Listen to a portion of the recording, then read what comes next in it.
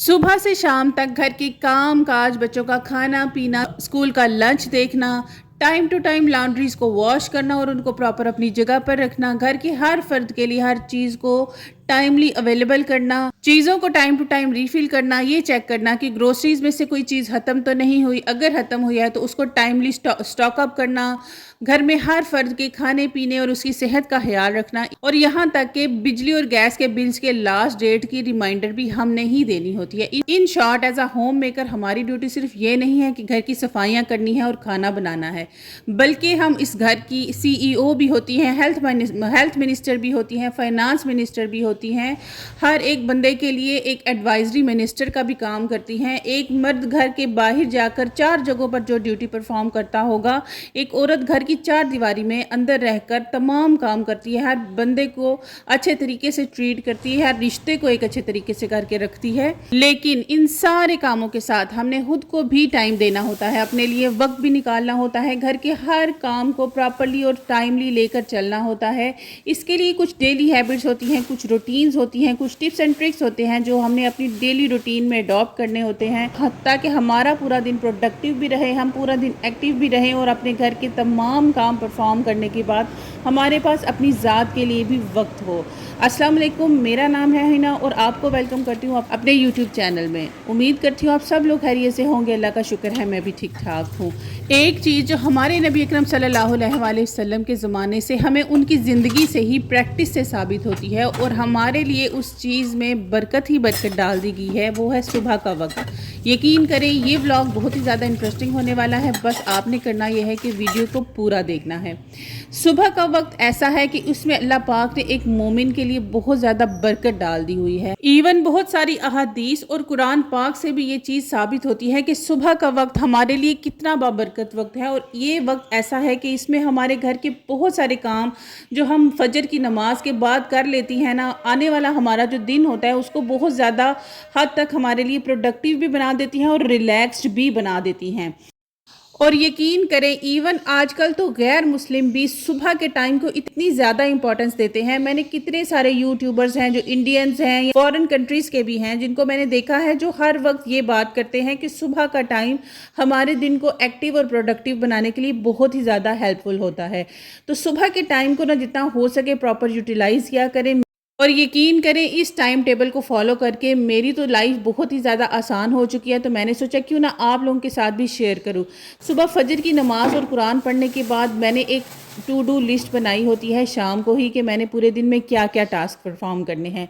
आज मेरी ड्यूटी थी कि मैंने सुबह उठते साथ सबसे पहले लॉन्ड्री करनी थी, और यकीन करें बच्चों के स्कूल जाने से पहले मैं तमाम कपड़े वॉश करके रख चुकी थी, और फिर उसके बाद बच्चों को स्कूल भेजा ताकि मैं खुद भी रिलैक्स हो सकूं। उसके बाद मैंने प्रॉपर अच्छे तरीके से नाश्ता किया, क्योंकि नाश्ता जो है वो हमें लाजमी अच्छा ही करना चाहिए पूरे दिन को एक्टिव और प्रोडक्टिव बनाने के लिए। उसके बाद हम लोगों के पास टाइम होता है कि हम नैप भी ले सकती हैं, हम थोड़ी देर के लिए रेस्ट भी कर सकती हैं। जब पूरा घर साफ़ है, हर चीज़ अपनी जगह पर पड़ी है, तो क्यों ना हम थोड़ा सा रेस्ट करें। अच्छा, यहाँ पर आपको एक और टिप देती चलूँ कि जब भी आप चिकन वॉश करती हैं ना, तो उसके बाद लाजमी सिरका लगा के, जिस कपड़े के साथ आप बर्तन धोती हैं उस कपड़े के साथ सिरका लगाकर उस जगह को और उन तमाम बर्तनों को साफ़ किया करें। आपको चिकन की जो स्मेल बाद में बर्तनों में रह जाती है ना, कभी भी नहीं रहेगी। अब एक साबुत मुर्गी के गोश्त में एक पूरे वीक की मील प्लानिंग आपको करके बताऊंगी। और अब ये बात आप ज़रूर नोट कीजिएगा कि हम घर के सिर्फ 3 अफराद हैं और छोटी सी मेरी फैमिली है, इसलिए मैं एक मुर्गी के पूरे गोश्त के अंदर मैं अपने पूरे वीक की मील प्लानिंग भी कर लेती हूँ, और यहाँ तक कि बच्चों के लंच बॉक्स की भी एक वीक की प्रिपरेशन मैंने इसी मीट के अंदर से ही करनी होती है। सबसे पहले तो ये है कि मीट को ना आपने 2-3 पोर्शंस में डिवाइड कर लेना है। एक पोर्शन तो वो होता है जिसमें ऐसी बोटियां होती हैं जो कि बिल्कुल किसी को भी खाने में अच्छी नहीं लगती हैं, जो छिछरे समझ लें वो टाइप की। उसके बाद जो साफ़ बिल्कुल गोश्त होता है, बोनलेस चिकन को सेपरेट कर ले, हड्डी वाला जो चिकन है उसको सेपरेट कर लें। और मेरी कोशिश ये होती है कि बच्चों का जो लंच बॉक्स है ना, वो मैं डेली खाने के अंदर से ही बनाऊं। यानी हम मोस्टली घरों में हर दिन ना चिकन ही बन रहा होता है, तो कोशिश क्या करें कि जो चिकन आप बना रही हैं उसमें से 2-3 बोटियाँ ही सही, अगर आपका एक बच्चा है तो उसके लिए 2-3 बोटियों अगर आप आप बीच में से सेपरेट कर लेंगी ना, तो वो उसके लिए इनफ होती हैं कि वो उसका एक दिन का लंच लाजमी बन जाता है। और मेरी कोशिश यही होती है कि मैं डेली का जो भी मैं बनाऊँ उसी में से ही मैं इनके जो लंच की प्रिपरेशन है ना वो कर लूँ। और हाँ, साथ ही लंच की प्रिपरेशन कर लिया करें बच्चों के स्कूल की। जब आप खाना बना रही होती हैं, ये हैबिट अगर आप डेवलप कर लेंगी ना, तो आपको बच्चों के लंच की जो परेशानी है ना वो नहीं रहेगी। वरना सम टाइम ऐसे होता है कि हमें सारा दिन तो यही परेशानी लगी रहती है कि सुबह बच्चों को स्कूल में क्या लंच देकर भेजना है। बहुत ज़्यादा वैराइटीज़ और बहुत ज़्यादा मुश्किल चीज़ें मत बनाया करें, ईज़ी सी चीज़ें बनाया करें जो आप इजीली बना सकें। अब यहाँ पर जो मेरे पास चिकन था ना, जो समझे हड्डी वाला चिकन था, या जो ऐसी बोटियाँ थी जो किसी ने भी नहीं खानी, उन सारी बोटियों को ना मैंने साथ ही खाना बनाते बनाते जो है वो एक साइड पे बॉईल करने के लिए। और इस एक बैटर से मैं बच्चों का पूरे वीक का लंच भी प्लान करूँगी और हमारा कल का खाना भी इसी में बनेगा। क्योंकि आज मैंने बहुत मेहनत कर ली है, मैंने लॉन्ड्री भी कर ली, घर की सफाइयाँ भी कर ली, मील प्लानिंग भी कर ली और बच्चों के लिए लंच बॉक्स की प्रिपरेशन भी कर ली है। तो यहाँ पर मेरा खाना भी तकरीबन सारा रेडी हो चुका है। आटा भी मैंने गूंद लिया था और जो आलू और चिकन का बैटर मैंने बॉयल होने के लिए रखा है ना, इसके साथ हम आगे वीडियो में मैं आपको बड़ी अच्छी सी इसकी रेसिपी शेयर करूँगी। बस आपने व्लॉग को पूरा देखना है, बड़ा इंटरेस्टिंग व्लॉग है। यहाँ पर ना मैं कटिंग चॉपिंग की वीडियो नहीं बना सकी क्योंकि मेरे बच्चों के पास मोबाइल था।